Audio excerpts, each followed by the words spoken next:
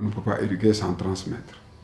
Donc c'est une place centrale, qu'il s'agisse d'une éducation à tradition orale ou d'une éducation à tradition écrite, etc. La transmission, elle est centrale dans l'éducation.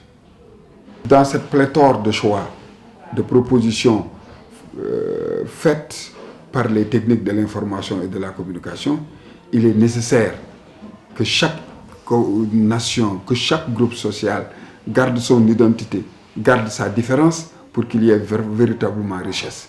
Si nous tombons dans l'uniformisation, je vous assure, l'humanité aura beaucoup perdu. Vous voyez, dans l'éducation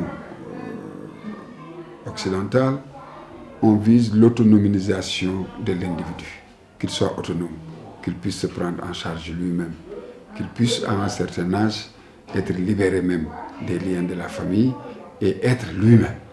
Donc, au niveau de l'Afrique, singulièrement au niveau du Sénégal, que je connais beaucoup plus, l'éducation, le produit de l'éducation reste toujours attaché au groupe familial. Quel que soit son âge, quelles que soient ses fonctions, il est toujours attaché au groupe social. Donc ce n'est pas l'individu comme la culture européenne qui développe l'individu. Ici, c'est l'individu dans le groupe social et singulièrement l'individu dans la famille. Et c'est pourquoi nous faisons une différence notoire entre ce que nous appelons la réussite scolaire et la réussite sociale. La réussite scolaire, on peut avoir de grands diplômes, être un grand intellectuel, être même un président de la République, mais si l'on ne s'occupe pas de son groupe social, si l'on ne s'occupe pas de sa famille, la famille ne reconnaît pas votre réussite. C'est pourquoi nous faisons une différence très nette entre la réussite sociale et la réussite scolaire.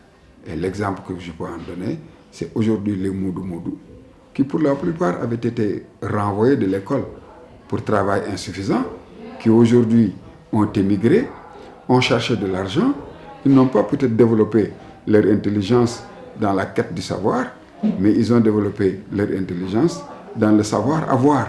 Et ce savoir-avoir leur a donné de l'argent.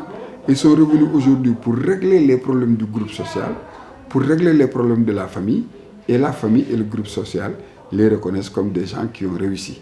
Voilà ce que j'appelle la réussite sociale. Et pourtant, ces gens-là avaient été exclus de l'école pour insuffisance, ou peut-être pour incompétence, ou peut-être, les causes peuvent être multiples, mais en tout cas, le système scolaire les avait rejetés. Et pourtant, aujourd'hui, ils sont capables de régler des problèmes sociaux que ceux-là qui ont des diplômes scolaires ne peuvent pas régler. Donc, par la transmission orale, certainement, il y a eu des oublis, il y a eu des transvestis.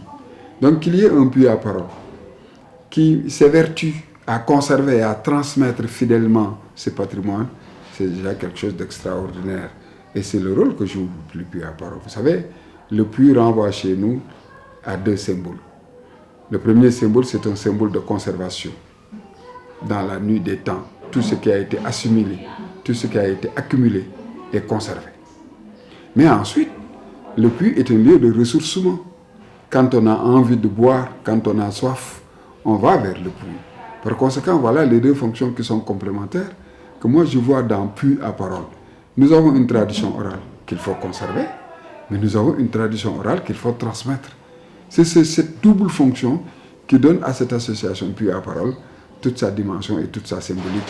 C'est pourquoi vraiment nous lui accordons beaucoup d'importance et nous pensons que vraiment elle saura jouer son rôle. La parole, elle est multiple. Il y a plusieurs façons de dire un conte. Il y a plusieurs façons de dire la même idée. Cette recherche du verbe, cette recherche du mot juste, qui est un travail d'orfèvre que faisaient les poètes chez vous, nous aussi nous avons nos poètes. Nous avons nos communicateurs traditionnels que nous appelons les griots, qui ont à faire ce même travail sur la langue. Quand il faut transmettre, quand il faut vraiment aiguillonner l'orgueil, quand il faut revenir sur les comportements identitaires, il y a lieu de rechercher les mots qui savent maintenant frapper, les mots qui savent faire déboucher sur l'action, les mots qui savent maintenant stimuler ces émotions qu'on a accumulées et dont les comportements nous renvoient à des références dans notre histoire. Vous avez Lat Dior, qui a été un roi qui s'est opposé à la colonisation. Vous avez Serigne Touba, qui a été un marabout qui, dans la religion musulmane, s'est opposé à la colonisation à sa manière. Vous avez de grands intellectuels.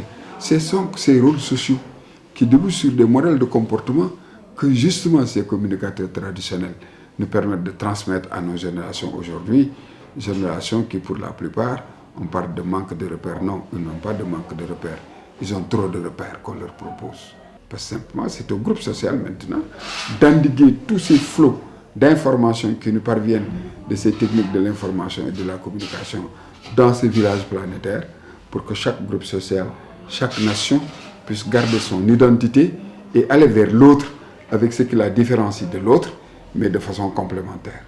Sinon, nous aurons raté vraiment ce rendez-vous du donner et du recevoir, comme disait le poète Senghor.